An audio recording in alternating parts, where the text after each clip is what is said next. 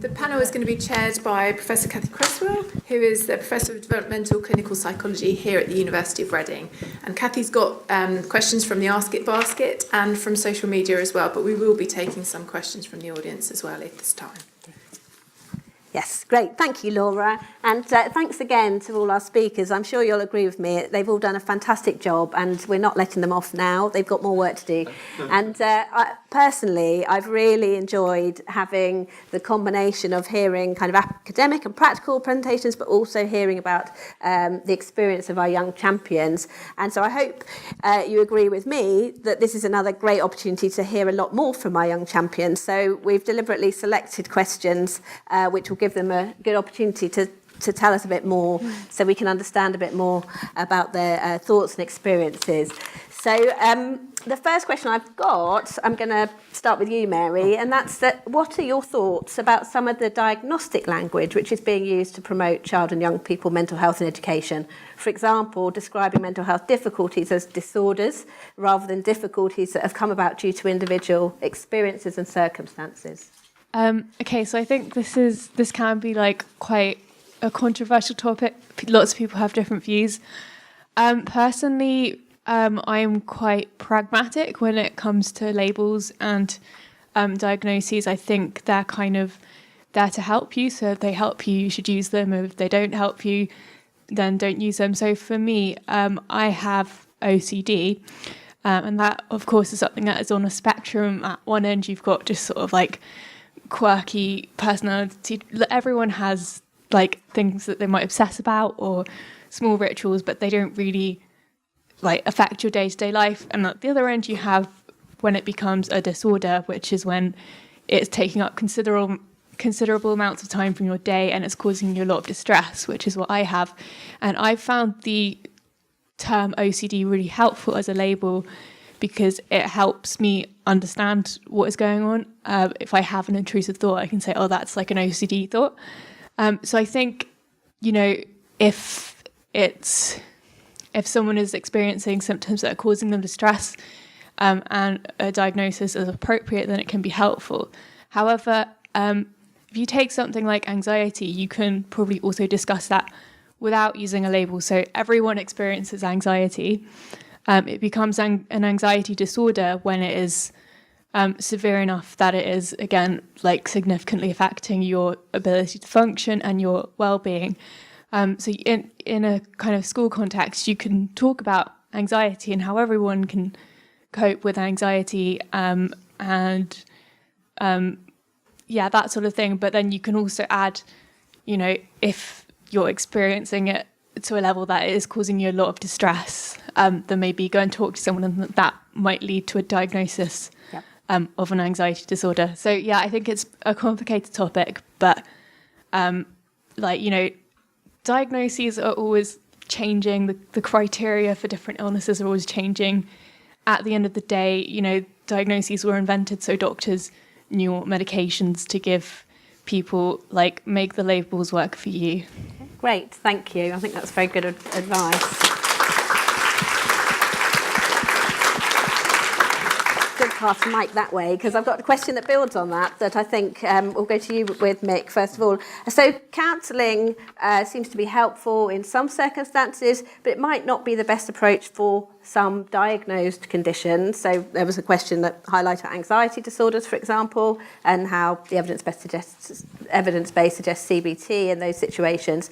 So the question is really about how young people, teachers, and potentially counsellors can know if a young person has a diagnosed condition, because nobody comes through the door with one.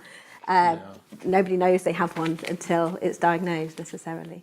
So the question was, how do you know whether there's a diagnosed condition? Yeah, or how should young people, teachers, counsellors potentially be helped to be able to know, to be able to recognise when there is a diagnosed condition? I mean, I think Shirley might be better to comment on this one than me, but I think that it's a very skilled task doing a formal diagnosis.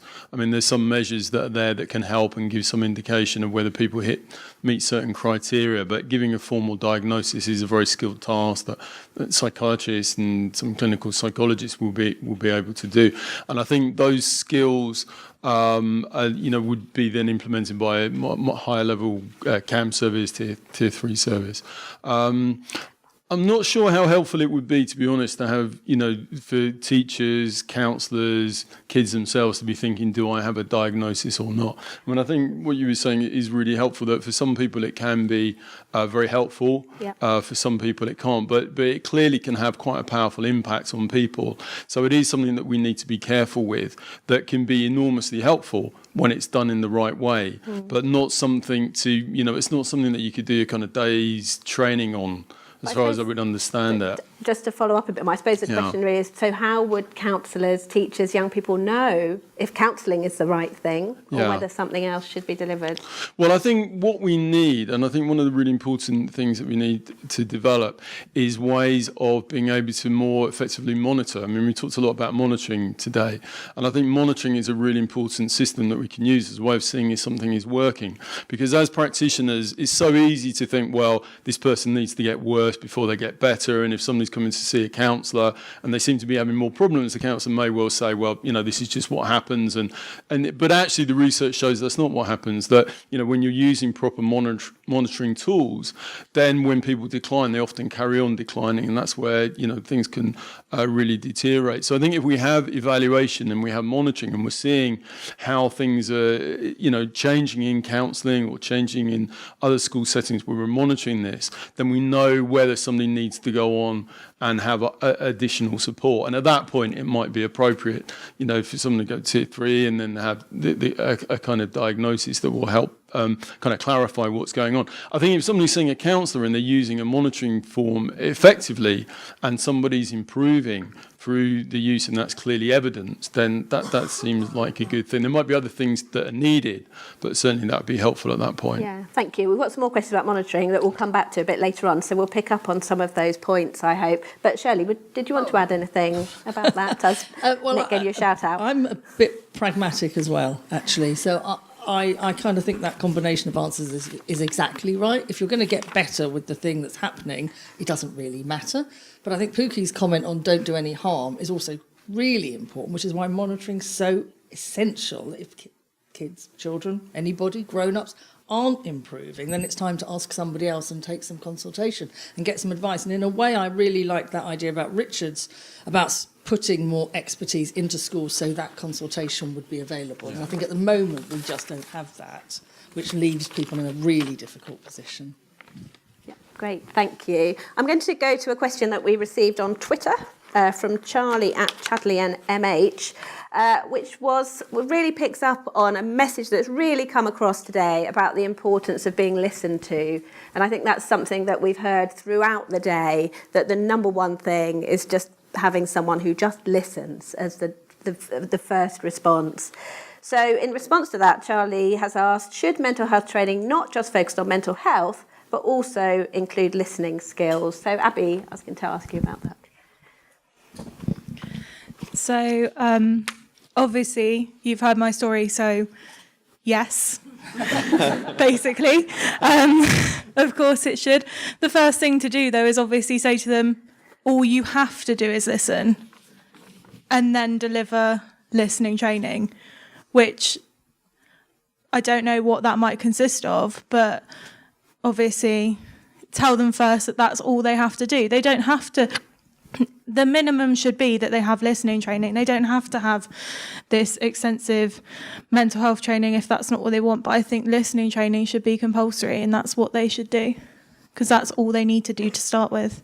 Thank you. That's great. And that leads on very nicely, I think, to another question that was asked, which highlights, again, that children and young people have consistently asked for an adult that they can trust and who delivers on what they promise. But teachers and parents who are under pressure can find this very hard. So how can teachers and parents be supported in this? So, Pooky, I wondered if, based on your experience of training in schools, this is something you might be able to comment on. Yeah, sure. So I think one of the important things that we learn as we work with many schools and different organisations, is you can't predict who a young person's going to talk to. So one of the key things we need to do is ensure that every member of staff, right down to your frontline staff and all your non-teaching support staff, need to know these skills, even if it is, as we discussed here, even if you're just talking about basic listening skills and sort of active listening and positive body language. They also need to know the basics of kind of safeguarding and where to refer on to, etc. The other thing is that we find that young people often find it difficult to talk to their parents as a first port of call, because, as was mentioned by some of our young champions today, they can have fears that their parents may be upset or worried or angry or whatever. You know, there's a whole range of different responses that we might fear.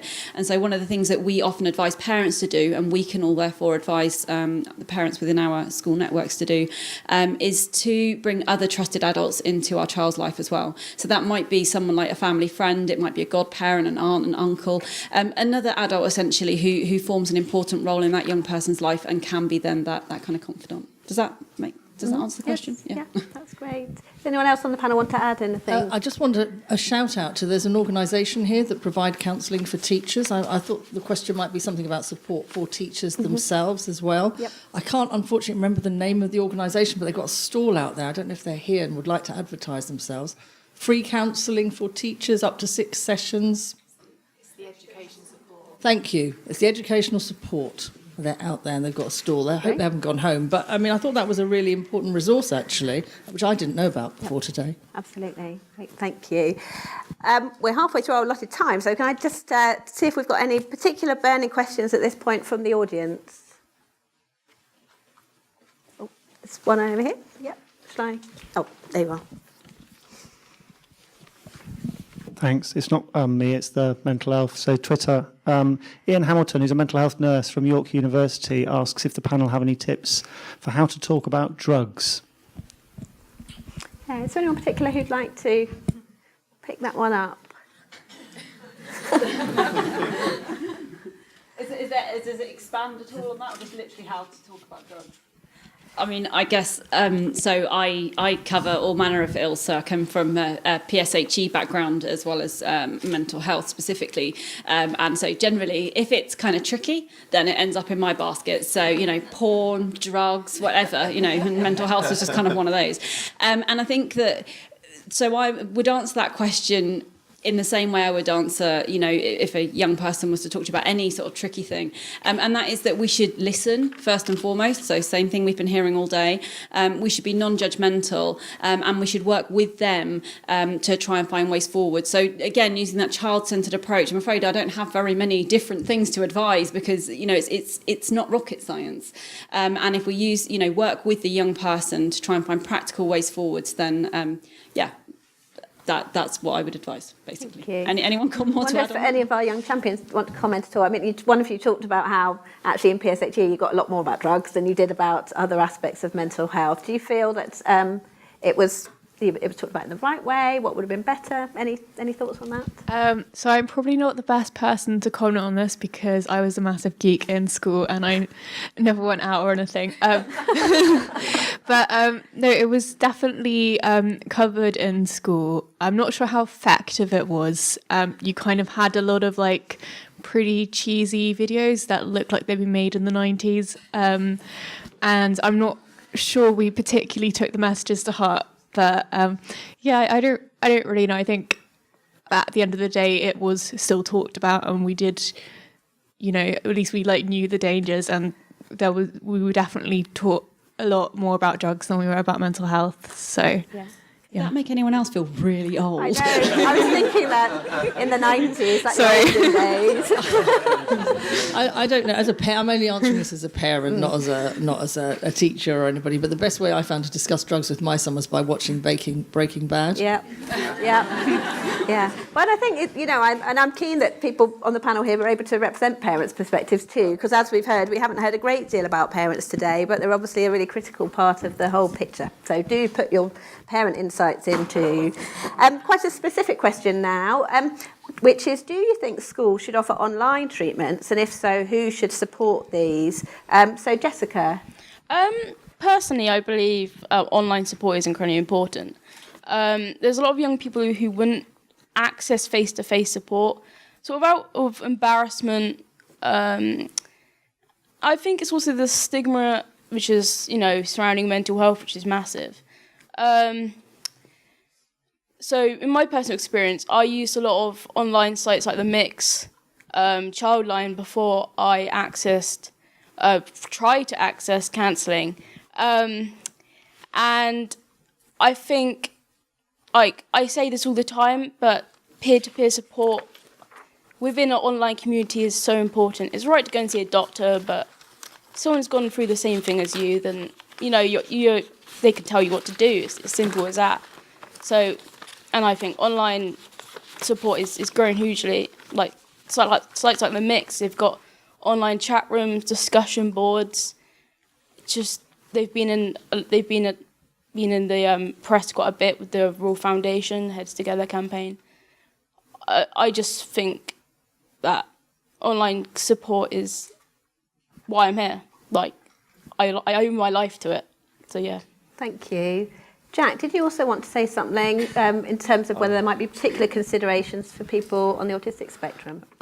Yes, well, I suppose it's in regards to how not necessarily the ability of the individual to communicate or their individual capacity, mental capacity, for example, that most of us, even for those who might be non-verbal, have limited communication abilities, have perfect understanding of what people are saying, but not necessarily able to reciprocate or to start a conversation with someone. So there is a significant benefit to have those programs which facilitate and enable young people within their own environments that they are familiar in to interact and engage and to perhaps have that confidence about, you know, saying what is concerning them or being a bit more upfront, as opposed when they are in a situation where they have to verbalise and to express that into words, which I get a lot of the time. You know, probably best way of describing it is a mind fog. That your brain clouds over, or you have a block suddenly that is repressing you from speaking. So that you know, even though you do have the wish to try and speak out, that for many people on the spectrum, that's simply not possible. And we've had programs in charities like Ambitious About Autism called My Voice as a way to have online chats, and quite recently we had Facebook Live to introduce that as a new mechanism to discuss important issues which, you know, are common amongst everyone within mental health or bullying and other such challenges, but it was seen as a worthwhile investment, and that was a program funded by the Department of Health. So there is a value to have these online mechanisms to help support. Thank you. Mick? Yeah. I was just going to say that I think the peer support things that, Jessica, you've been talking about sound fantastic. But we did some evaluations of online counselling services where people had used online or digital technologies as a way of trying to enhance the intervention or do it through online. And actually, the findings were quite mixed. We were quite surprised. You know, we thought there was a lot of enthusiasm about doing, say, counselling online, but for some reason, and I think it's kind of across the board, that when you look on the evidence, it hasn't at the moment got a strong evidence base. It's not really sure why, whether it's something, I mean, we found that there was a lot of problems with the technology, actually, that in schools and trying to get the computers and then trying to get it working, it wasn't actually that easy, and then that created frustration. So I think there is a lot of potential there when we're talking about kind of professional intervention, but I think there's a lot more work to do before we really know how digital intervention can be used most effectively to really bring about positive outcomes. Yeah, thank you. So I said we'll come back to monitoring. So we're coming back to monitoring now. And the question is, can you briefly describe models of good practice you envisage or have seen of school monitoring, recording of mental health among students? So Jessica, if I can speak to you first. You had some thoughts about how this might work. I feel that schools sort of monitor the whole school as a whole. And I know it'd be really hard for a school to monitor every single child. That is probably impossible, but yeah, we could give it a go. But I think, you know, you get A-star students and because they're A-star students, schools think that, they're flying, they got good, they got good mental health. But that is certainly not the case. And then they tend to monitor students who have learning disabilities, and, every single one of us here could have a mental health condition. It doesn't matter if we have a learning disability or not. And so I seriously feel they should monitor every student, because, everyone, like me, I've fallen through the gap. I didn't get any support. So, yeah, I just feel it's wrong. Thank you. Jess, can we go to you? Yeah, I think there are probably a number of models, and it really depends on what you're looking for, I suppose. It's back to what's the question you're trying to answer. So I think for generally understanding your student population, there are approaches that you could do sort of annually with sort of selected year groups, so that you can sort of it's a bit of a temperature check, or a barometer, if you like, for the student population.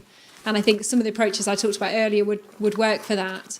I suppose it doesn't quite get at what Jessica was just saying, which is, and I completely agree with that if we rely on proxies, we are going to miss people.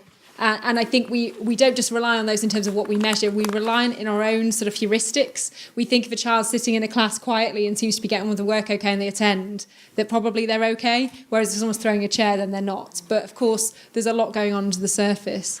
I think that is challenging. Like you say, mass screening tools is not where we're at the moment. But I think there are promising models for how you can have more pragmatic approaches. I know Miranda and some of the colleagues at the Anna Freud Centre are working on, can you have sort of an emotional health check, which is a shorter set of measures than what Richard was talking about this morning, but that would allow you to at least know who you ought to check in with. So none of these measures are 100% accurate, but they would give you a means of saying, look, actually what you answered made us a bit worried. Is everything okay? And of course, then that gives you the opportunity to listen and to hear what that young person has to say. Maybe everything's fine, that's great, but I think that kind of pairing, if it is screening, of something brief that gives you a sense of who to talk to, and then follow up from that point would be good. Thank you. Shirley?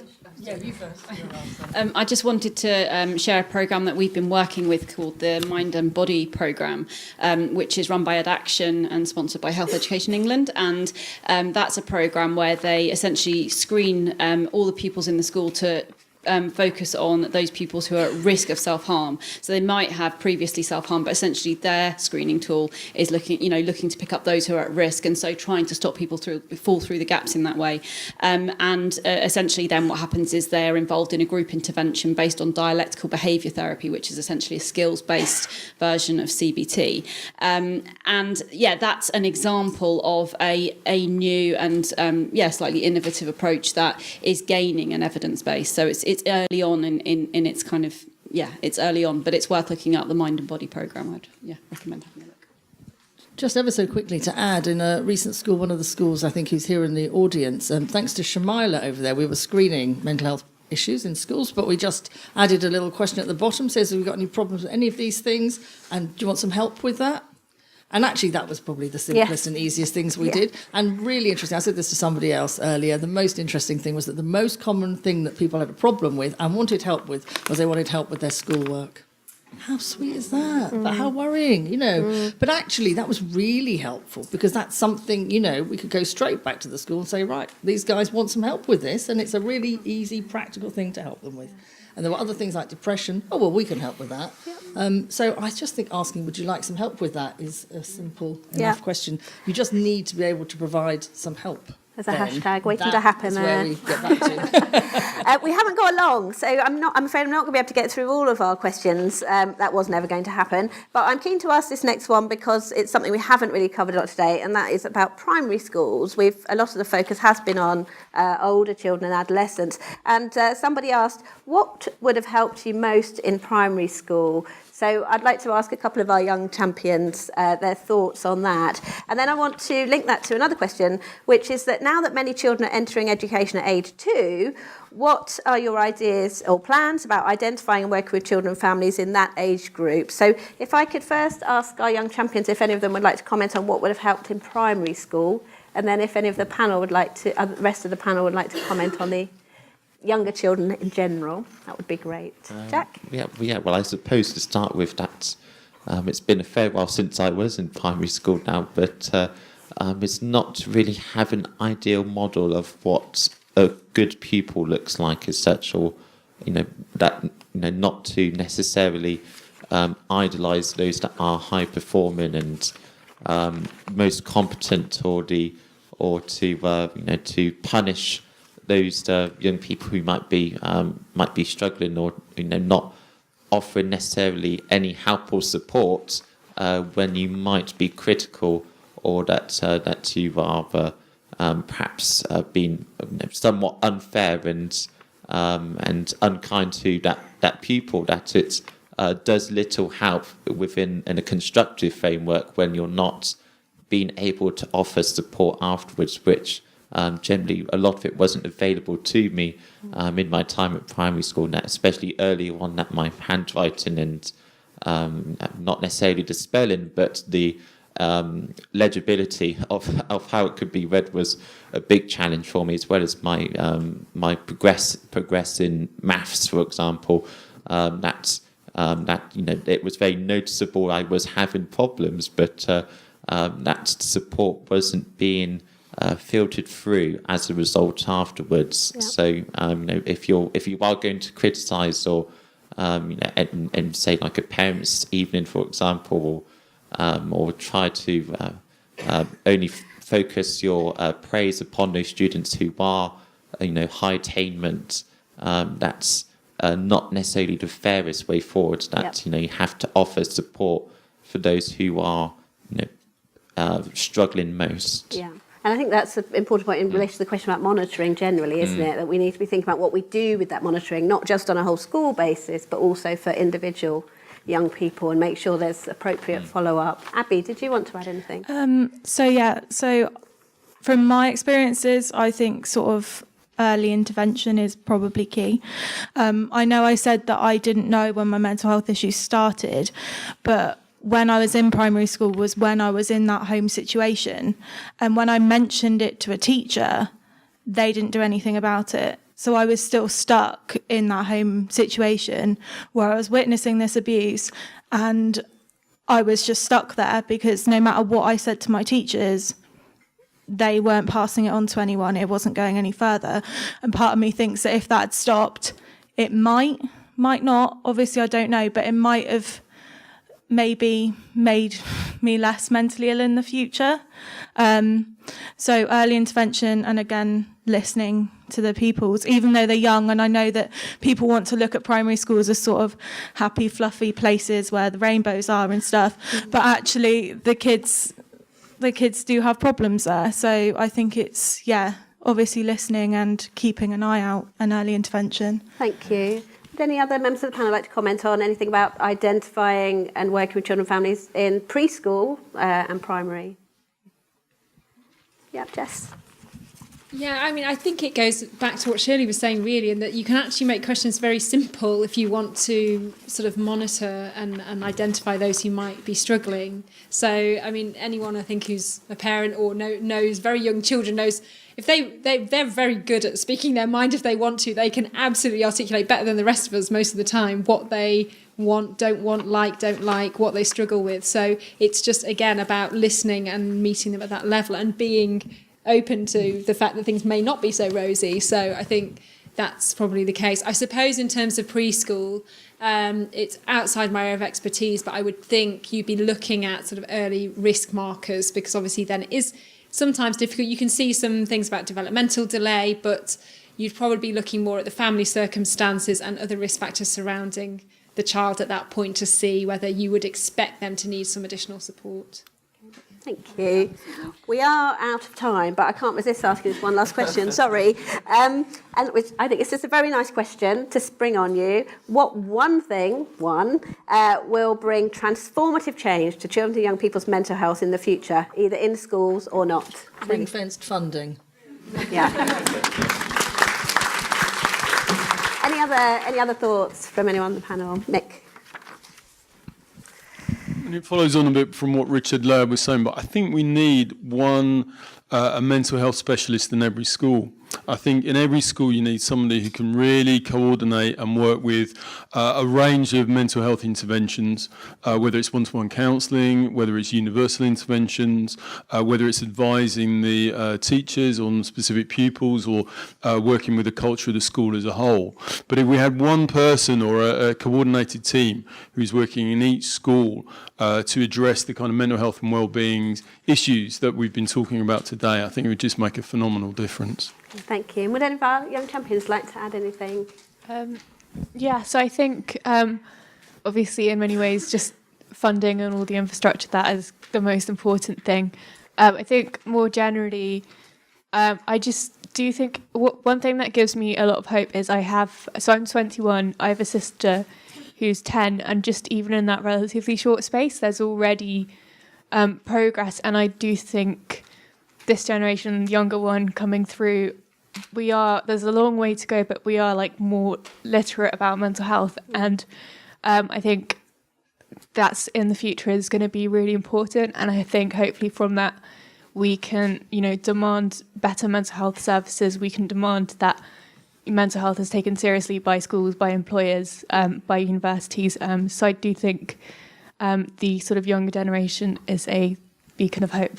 And I think that's an absolutely lovely place to finish the question and answer. Thank you very much.